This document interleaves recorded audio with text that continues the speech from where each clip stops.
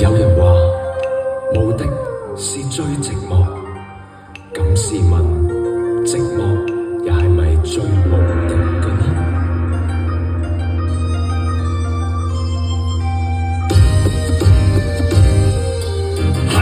我係寂寞嘅掌門，寂寞個寂，寂寞個寞，寂寞最高級，一個人都得我寂寞嚟撈汁當寂寞嘅食物係。我係寂寞嘅掌門，寂寞個寂，寂寞個寞，寂寞係承擔一個人亦擔我寂寞個乜，我寂寞個寂乜。有冇諗過寂寞係冇相反詞？你去揾下字典之後話我知，定係還是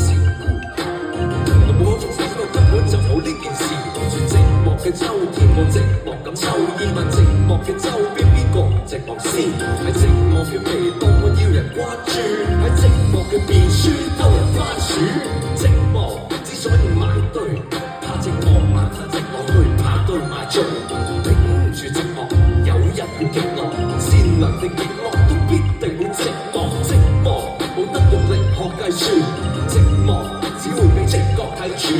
你同友情、愛情、親情去睇小寂寞，對神對你就明起面太睇小寂寞。係，我係寂寞嘅掌門，寂寞個寂，寂寞個寞，寂寞最高級，一個人都得攞寂寞嚟撈汁當寂寞係食物係。我係寂寞嘅掌門，寂寞個寂，寂寞個寞，寂寞係承擔一個人亦擔我寂寞個乜，我寂寞個寂乜。再講多次，寂寞係冇相反詞，幸福快樂熱鬧活用呢啲字，唔好意思，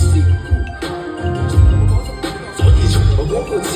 寂寞嘅回波揀寂寞嘅頻道，寂寞嘅問號問寂寞係咪實做，慳翻啖氣咪同寂寞鬥氣，啱唔啱出世起，有寂寞就有你，佢有最多黃金，睇住日落黃昏，依然感到寂寞，如果佢前世係唐僧，佢有最多伴侶每個月會換佢，依然感到寂寞，唔通人哋同樣當佢換嘅寂寞係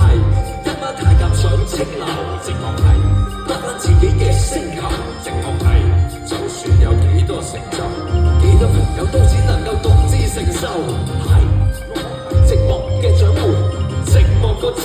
寂寞個寞，寂寞最高級，一個人都